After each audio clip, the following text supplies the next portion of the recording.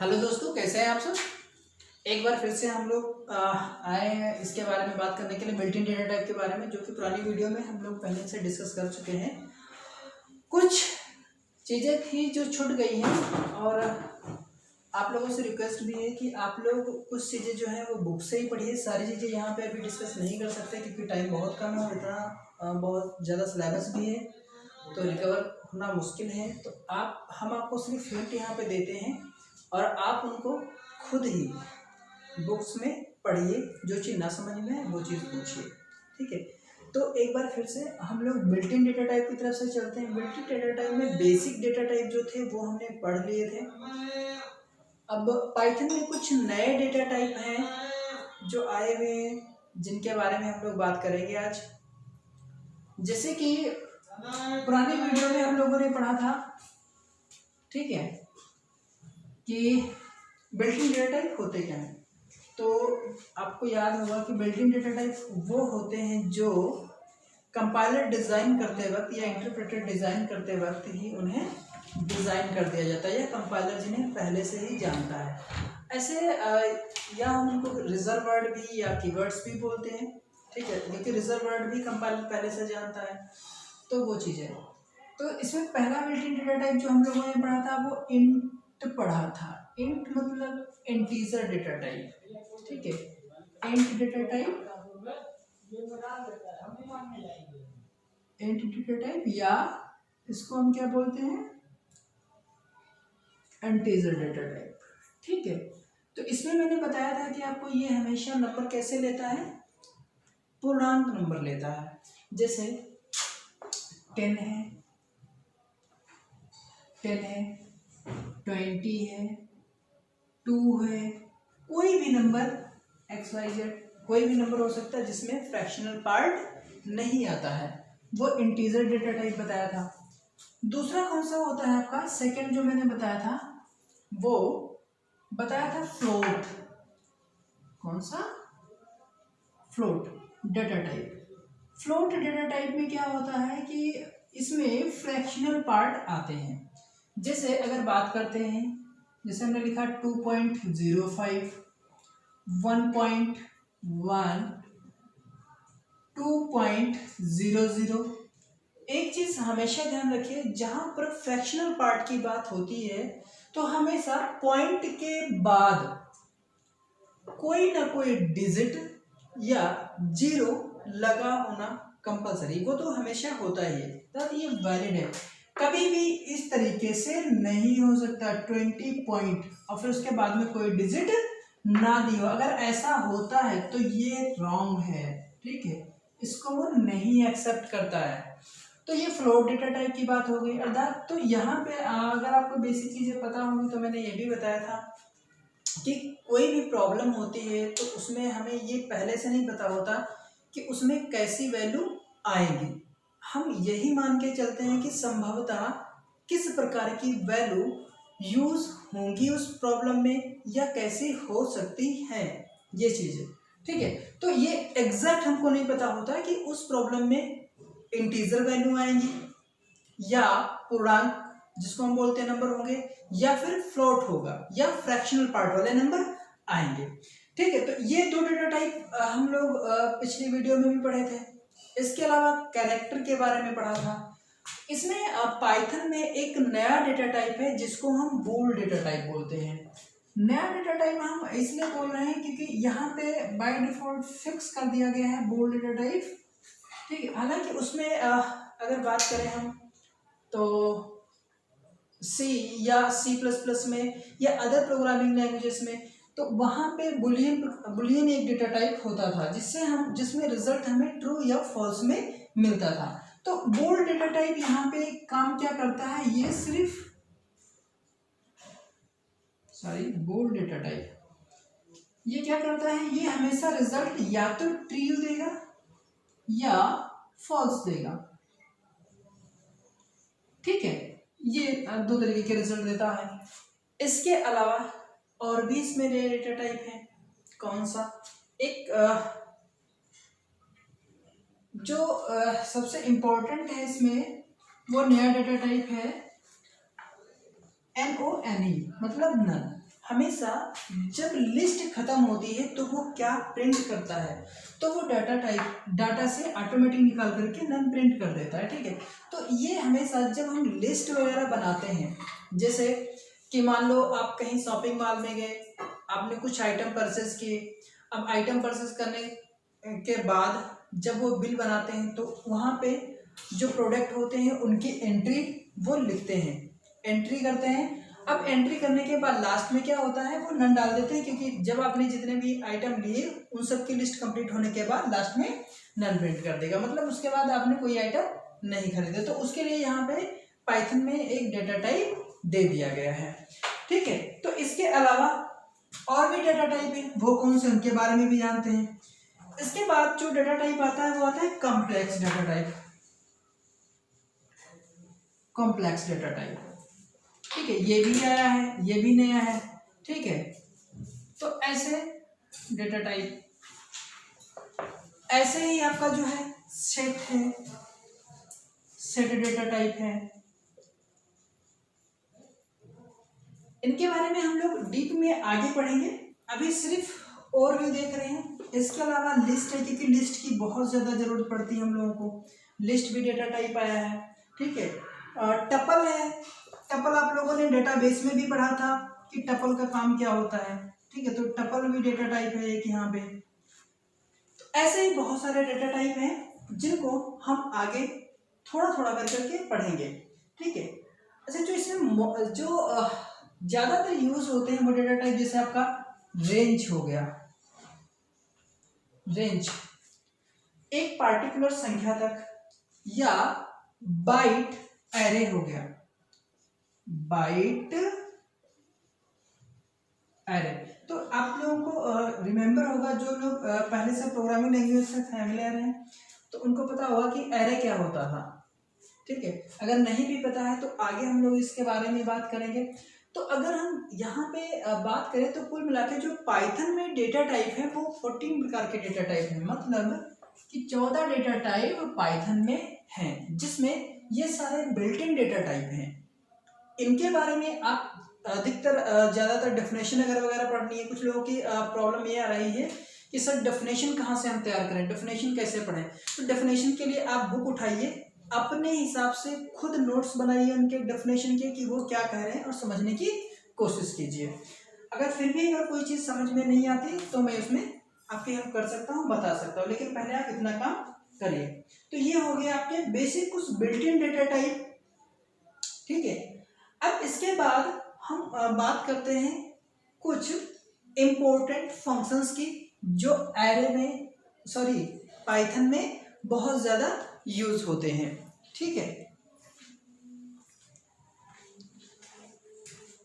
चलो उनको भी देख लेते हैं कि कौन कौन से फंक्शन यूज होते हैं, जिसमें से कुछ फंक्शन तो आप लोग अब तक हमारे हिसाब से पढ़ चुके हो और यूज भी करने लगे होंगे जहाँ तक है, लेकिन ये है किसी के आउटपुट या प्रोग्राम मुझे अभी तक नहीं मिल रहे हैं कि आपने कोई भी प्रोग्राम अब तक बनाया है।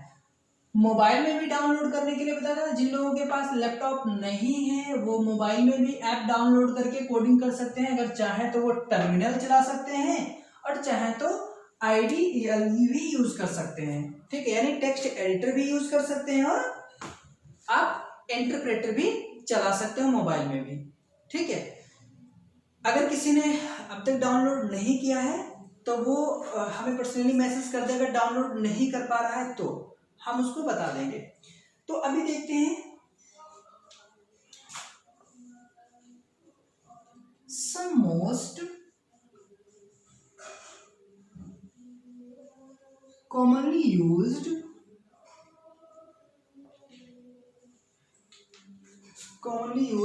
in built-in function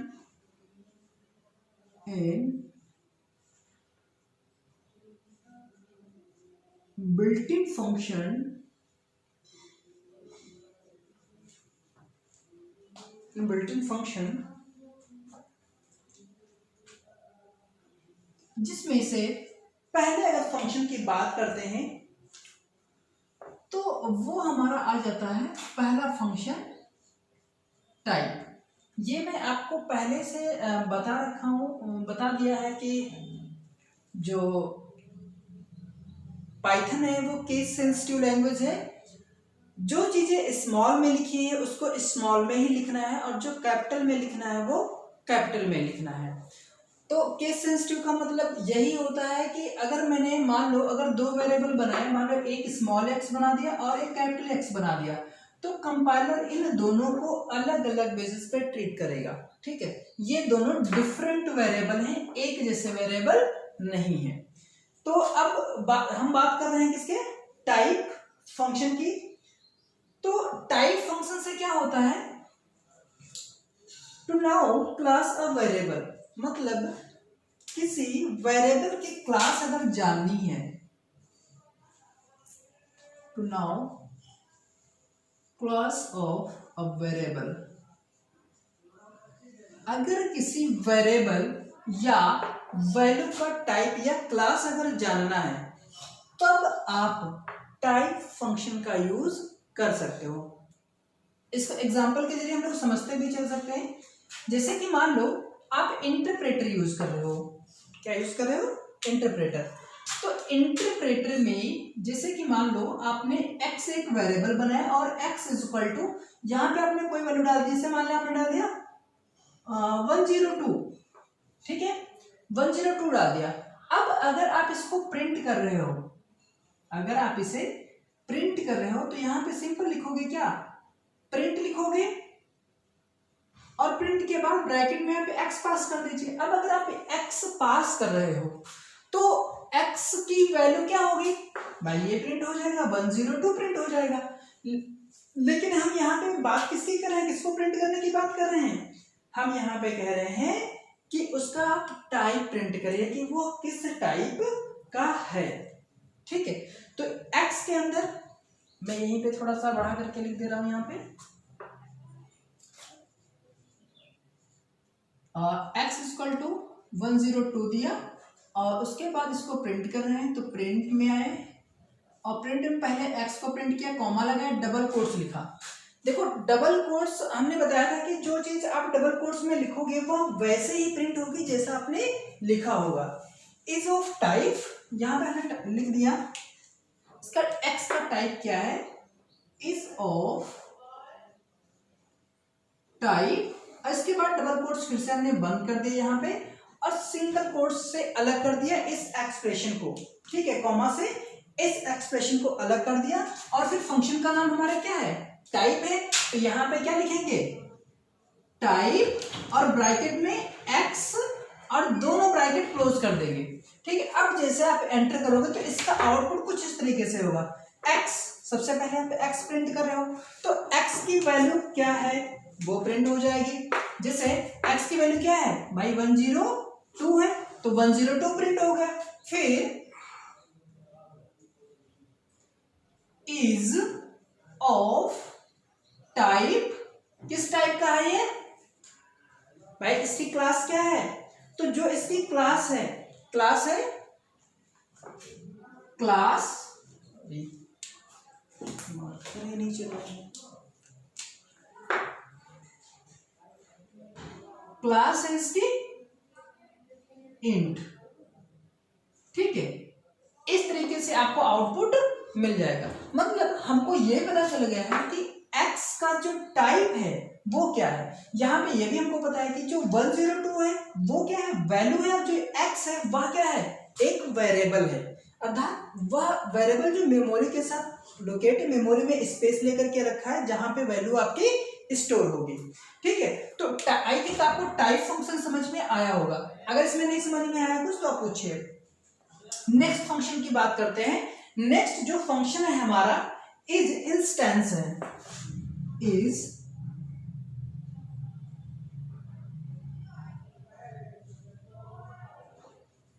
instance function.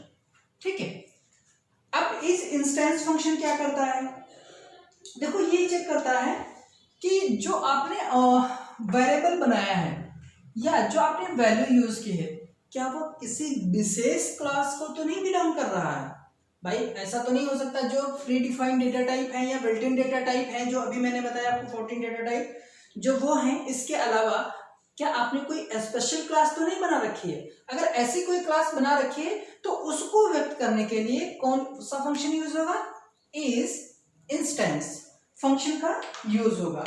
इसको भी लिखने का सिंपल तरीका है, जैसे अभी मैंने बताया था। तो यहाँ पे सिंपल पहले से हमने एक्स को डिक्लेयर कर रखा है, तो यहाँ पे पहुंचते हैं, यहाँ पे सीधे प्रिंट कर देते हैं, प्रिंट और यहाँ पे एक्स कॉमा। अब प्रिंट क्या करना है मुझे? एड्रेस। तो एड्रेस दे दिया यहाँ पे, डबल कोट्स बंद, सिंगल कोट्स सॉरी कॉमा, और उसके बाद क्या करना मुझे? क्या प्रिंट करवाना है? इसका एड्रेस। तो यहाँ पे यही फंक्शन का नाम लिख देंगे, इज इंस्टेंस, ब्रैकेट में एक्स पास कर देंगे, ब्रैकेट दोनों क्लोज, और जैसे एंटर करोगे तो आपके पास आउटपुट होगा, जो वो आउटपुट कुछ इस तरीके से होगा, जैसे आपने दिया था 102 एक्स की वैल्यू, फिर उसके बाद लिखा होगा एड्रेस,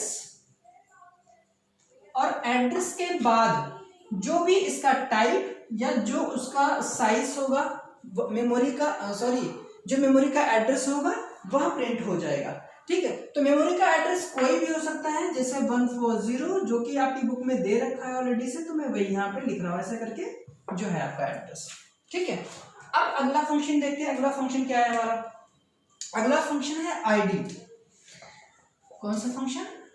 आईडी फंक्शन। ठीक है, इन सब के बारे में मैं डिफिनेशन नहीं लिखवा रहा हूँ, आप खुद पढ़िए, एक एक लाइन की डिफिनेशन है, आप पढ़ लीजिए कि इसमें क्या होता है इससे। ठीक है, तो इसका काम होता है किसी ऑब्जेक्ट की मेमोरी लोकेशन को प्रिंट करने का काम करता है आईडी। इसको भी लिखने का तरीका सेम वैसे ही है जैसे हमने बाकी के सेंटेंसेस लिख रखे हैं यहाँ पे। इसके अलावा जो सबसे ज्यादा यूज हो रहा है, अब तक हम लोग यूज करते आए हैं, प्रिंट। ठीक है, प्रिंट का काम क्या होता है? आपने यहाँ पे देख लीजिए, ये आउटपुट आ रहा है, तो ये आउटपुट आपको मॉनिटर की स्क्रीन पे मिलता है, ना कि जो पाइथन के एडिटर विंडो है वहां पे तो नहीं मिलता। तो ये मॉनिटर की स्क्रीन पे मिलता है, अर्थात जो हम देते हैं डाटा, उस डाटा को मेमोरी में ले जाने के बाद या हमें कहने प्रोसेस होने के बाद जो हमको रिजल्ट चाहिए होता है या जो हमको स्क्रीन पर दिखाना होता है, वो चीजें प्रिंट में देते हैं। प्रिंट फंक्शन के अंदर आप डायरेक्ट स्ट्रिंग भी पास कर सकते हो। कहने का मीन्स ये हो गया, आप यहाँ पे आर्ग्यूमेंट भी पास कर सकते हो और विदाउट आर्ग्यूमेंट के भी यूज कर सकते हो। जैसे अगर हम यहाँ पे बात करें तो यहाँ पे प्रिंट फंक्शन में हमने एक आर्ग्यूमेंट पास किया है, उसके बाद स्ट्रिंग पास की है, और उसके बाद एक फंक्शन भी पास कर दिया और फंक्शन के अंदर आर्ग्यूमेंट पास कर दे। लेकिन जब हम लोग सिंपल सा प्रोग्राम बना रहे थे सीधे प्रिंट करने के लिए, हेलो वर्ल्ड या हेलो पाइथन या वेलकम टू पाइथन, ऐसे कुछ मैसेज प्रिंट करना होता था, तो हम क्या करते थे, डायरेक्ट प्रिंट फंक्शन के अंदर लिख दे रहे थे और कंपाइलिंग करवाते थे, तो हमको आउटपुट मिल जाता था। तो प्रिंट फंक्शन का काम ये होता है कि मॉनिटर की स्क्रीन तक रिजल्ट को पहुंचाना। ये बहुत ज्यादा यूज होते हैं फंक्शन जो बेसिक थे। ठीक है, तो आई थिंक आपको समझ में आया होगा। अगर इसमें कोई भी चीज समझ में नहीं आई है तो आप अभी इसमें से पूछ सकते हो कमेंट करके। अब इसके बाद हम लोग आगे बात कर लेते हैं थोड़ा सा, कुछ अदर फंक्शंस भी हैं, देखते हैं। अब हम लोग पढ़ने जा रहे हैं पाइथन कीवर्ड्स, कुछ छुटे हुए कीवर्ड्स थे उनके बारे में पढ़ने जा रहे हैं। देखो, पहली इंपॉर्टेंट चीज, पाइथन में सिर्फ 3 कीवर्ड ऐसे हैं जो कैपिटल एंड स्मॉल को मिलाकर के बनाए गए हैं। पहला जो है वो है ट्रू, दूसरा जो है वो है फॉल्स, एंड लास्ट जो है नन। इन 3 कीवर्ड्स को छोड़ करके बाकी के जितने कीवर्ड्स हैं वो सारे स्मॉल में लिखे जा रहे हैं। जैसे फॉर लूप है। ठीक है, लूप के बारे में अभी आप लोग मत समझिए, भी सिर्फ ये समझिए कि कीवर्ड्स क्या होते हैं। ठीक है, सिर्फ कीवर्ड्स के बारे में जानिए। फॉर है। एक चीज और मैं आपको बता दूं यहाँ पे कि पाइथन में 2 चीजें नहीं है। एक तो स्विच जो है पाइथन से कट कर दिया गया है, मतलब कि पाइथन में ना तो स्विच मिलेगा और दूसरा ना ही आपको डू वाइल लूप मिलेगा। अब ये चीज है ही नहीं पाइथन में, तो मैं आपको बता क्यों रहा हूं? बता इसलिए रहा हूं क्योंकि ये ऑब्जेक्टिव क्वेश्चन या ट्रू एंड फॉल्स या फिर फिल इन द ब्लैंक्स या मैचिंग वर्ड्स में आने की संभावना है। ठीक है, ऐसे पूछे जा सकते हैं। तो स्विच की सुविधा नहीं है पाइथन में, और डू व्हाइल लूप भी हटा दिया गया है। बाकी की सारी चीजें सेम वैसे ही जो बाकी की प्रोग्रामिंग लैंग्वेजेस में होती थी। जैसे अगर लूप की बात कर लें, फॉर लूप हो गया। कंडीशन की बात कर लें तो जैसे एंड है, ठीक है, एंड है, इफ है, इल इफ है, ये सारी चीजें, इल इफ है, और है, नॉट है, इज है, ये सारी चीजें आपको मिलेंगी कहां पे, पाइथन में यूज करने को। लेकिन आपको क्या नहीं मिलेगा, स्विच नहीं मिलेगा और डू व्हाइल लूप नहीं मिलेगा। दोनों चीजें हटा दी गई हैं। इसके अलावा भी बहुत सारे कीवर्ड्स हैं, जैसे इफ जो कि मैंने पहले ही बता दिया, ठीक है, अशर्ट है, इंपोर्ट है। इंपोर्ट का मतलब होता है जैसे कोई अनदर लाइब्रेरी फाइल्स को आप अपने प्रोग्राम में इंसर्ट कराना चाहते हो। देखो पहली चीज, पाइथन में हर मॉड्यूल को चलाने के लिए उसकी एक अलग लाइब्रेरी है, और उस लाइब्रेरी को या मॉड्यूल को हमें इंसर्ट कराना होता है। जैसे कि अगर हम ओल्ड प्रोग्रामिंग लैंग्वेजेस की बात करते हैं, या जो पुरानी हमारी प्रोग्रामिंग लैंग्वेजेस हैं जो चलती हैं, उनकी अगर बात करें तो हर प्रोग्रामिंग लैंग्वेज में कुछ ना कुछ हेडर फाइल्स जरूर होती थी। उन हेडर फाइल की मदद से हम उन फंक्शंस को कॉल कर पाते थे या अपने प्रोग्राम में यूज कर पाते थे, जिनकी लाइब्रेरी फाइल, जिनकी कोडिंग उन लाइब्रेरीज में होती थी जो हेडर फाइल्स में दी गई हैं। समझ में आया? मतलब जैसे वहां पे हम क्या करते थे, यूज करते थे लाइब्रेरी फाइल को, वैसे ही यहाँ पे हमको क्या करना पड़ेगा, किसी पार्टिकुलर फंक्शन को यूज करने से पहले उसे इंपोर्ट कराना पड़ेगा, यानी अपने फंक्शन में उसे भी लाना होगा। इसके अलावा फॉर्म है, एज है, इन सब के बारे में आगे हम लोग डीप में पढ़ेंगे। अभी तो ये चीजें सिर्फ समझ लो कि ये कीवर्ड्स आपके होते हैं। मैंने जो कीवर्ड्स मेरे जो छुटे थे वो ट्रू एंड फॉल्स था एंड नन था। बाकी के कीवर्ड सेम है, ये आप बुक से भी पढ़ सकते हो। अगर कोई प्रॉब्लम होती देन आप इनको पूछ सकते हो। अब कीवर्ड्स को इंपोर्ट कैसे कराएंगे, ठीक है, तो सबसे पहले आपको लिखना क्या पड़ेगा, तो सॉरी कीवर्ड्स को नहीं, किसी मॉडल को इंपोर्ट कराना है, तो यहां पे हमको लिखना पड़ेगा सिंपल इंपोर्ट, कहां पे, इंटरप्रेटर या टर्मिनल पे, ठीक है, आपको लिखना है इंपोर्ट, और किससे आप इंपोर्ट कराना चाहते हो उस कीवर्ड का नाम। जैसे मैंने सपोज करो कि मैंने यहाँ पे कीवर्ड ही डाल दिया, ठीक है, अब इससे क्या होगा, इससे अभी आपके जो कीवर्ड्स होंगे वो डिस्प्ले नहीं होंगे। कीवर्ड्स के बाद आपको फिर से लिखना पड़ेगा, क्या कमांड है आपको लिखने के लिए, कीवर्ड्स, कीवर्ड, और उसके बाद कीलिस्ट डॉट TW लिस्ट। अगर आपको कीवर्ड्स नहीं समझ में आ रहा या आपको नहीं पता चल पा रहा है कि बुक में कहां है, तो आप इसे आप अपने टर्मिनल या इंटरप्रेटर पे लिखिए और तुरंत आपके सारे कीवर्ड्स आ जाएंगे। अब यहाँ पे दो चीजें यूज हुई। पहला इंपोर्ट। इंपोर्ट का काम क्या था, अब वो जितने कीवर्ड्स की लाइब्रेरी जो थी उसको उसने इंटरप्रेटर पे यानी वहां पे मेमोरी में इंसर्ट कर दिया, इंपोर्ट करवा दिया लाइब्रेरी से उठा करके। अब जैसे कीवर्ड डॉट KW लिस्ट लगा करके जैसे एंटर करोगे तो तुरंत जो पाइथन के कीवर्ड्स हैं वो आपको दिखाई दे जाएंगे। तो आई थिंक आपको ये सारी चीजें समझ में आई होंगी। अगर इनमें कोई भी चीज समझ में नहीं आई है तो आप अभी कमेंट करके पूछ सकते हैं।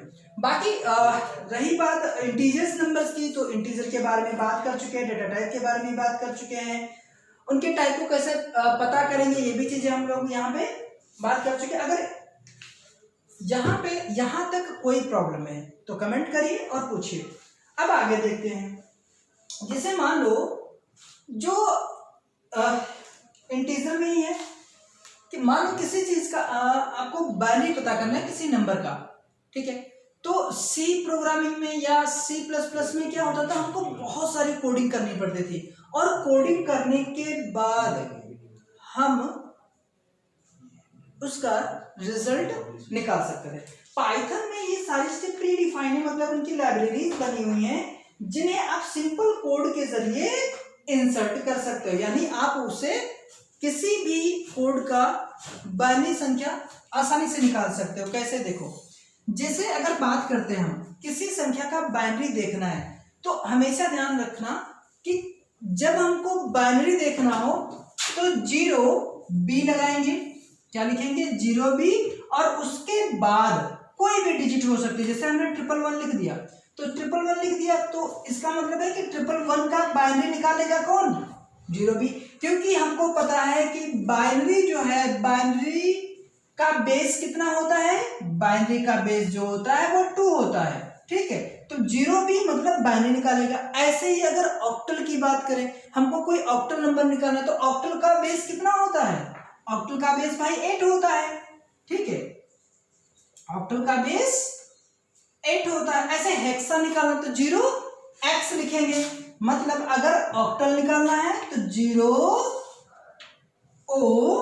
और उसके बाद जिस संख्या, जैसे मान लो हमने कहा 456 का ऑक्टल निकालिए कितना होगा, ठीक है। तो इसके लिए हमको पहले बहुत प्रोग्रामिंग करनी पड़ती थी, बहुत सारे कोड लिखने पड़ते थे। पाइथन में ये सारी चीजें बहुत सिंपल कर दी गई। जैसे कैसे, देखो, जैसे हमने लिखा यहाँ पे सिंपल लिखा x इक्वल टू 0B111, हमने क्या लिखा, x इक्वल टू 0B111। अब देखो जैसे एंटर करोगे तुरंत इसका बाइनरी निकल आएगा।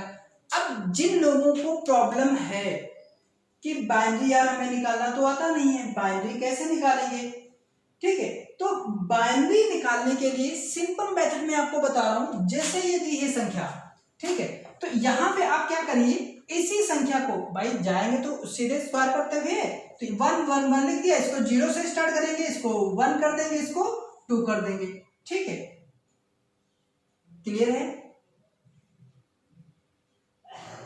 बाकी के 0 लगाएंगे। तो यहां पे जैसे आप एंटर करते हो तो तुरंत इसका क्या आ जाएगा, बाइनरी आ जाएगा। ऐसे ही अगर मुझे अब इसको प्रिंट करना है, या जैसे आप एंटर करोगे तो तुरंत इसका बाइनरी ऑटोमेटिक निकाल करके दे देगा आपको। तो इसका आउटपुट जो होगा, जैसे हमने कहा कि प्रिंट कर दो किसको, प्रिंट ब्रैकेट x ही तो लिया है, जैसे प्रिंट करोगे यहां पे आपको आउटपुट मिल जाएगा 7, ठीक है। ऐसे अगर मुझे ऑक्टल प्रिंट करना है तो ऑक्टल प्रिंट करने के लिए मैंने बताया अभी, अगर ऑक्टल प्रिंट करना है तो क्या लिखोगे, x इक्वल टू कोई भी, मान लो मैंने कोई परफेक्ट नंबर ले लिया 0 0 और ऑक्टल के लिए O। देखो एक चीज और ध्यान रखो, यहाँ पे स्मॉल भी ले या कैपिटल भी ले, दोनों में कोई डिफरेंस नहीं। वैसे यहाँ पे स्मॉल ओ ले या कैपिटल ओ ले, दोनों में कोई डिफरेंस यहाँ पे नहीं है, सीधा वो ऑक्टल ही निकाल के दे देगा। और जो भी हमने संख्या भी बताई थी 456, जैसे एंटर करेंगे उसका ऑक्टल आपका निकल के आ जाएगा 302, ठीक है। तो ये ऑक्टल और बाइनरी, अभी अगर हेक्सा निकालना है तो क्या कर देंगे, 0x कर देंगे और इसका हेक्सा निकल आएगा। तो आई थिंक आपको समझ में आया होगा ये। अगर इनमें से कोई भी प्रॉब्लम आ रही है तो आप पूछ सकते हैं भी, ठीक है, पर्सनली भी कमेंट कर सकते हैं। नेक्स्ट फिर उसके बाद फ्लोट डेटा टाइप के बारे में फिर कुछ एग्जांपल दिए हैं, आप लोग इनकी प्रैक्टिस करिए और यूज करिए, और अगर कोई चीज ना समझ में आए तब बताइएगा, ठीक है। बाकी चीजें लगभग सेम है, वही है। अब बोल्ड डेटा टाइप है तो बोल्ड डेटा टाइप के लिए मैंने बता दिया कि बोल्ड डेटा टाइप में हमेशा रिजल्ट कैसा मिलेगा, या तो ट्रू होगा या फिर फॉल्स होगा। इसके अलावा सेट्स दिए गए हैं, ठीक है। सेट बनाने के लिए, सेट में क्या होता है कि ये हमेशा एक लिस्ट जो जनरेट करता है उसमें कभी भी डुप्लीकेट वैल्यू एक्सेप्ट नहीं करता। तो इनके बारे में आप खुद पढ़िए और जो ना समझ में आए वो पूछिए। इस वीडियो में हम लोग इतना ही पढ़ेंगे, बाकी की वीडियोस में इसके आगे की बातें करेंगे, आगे के topic. Thank you so much.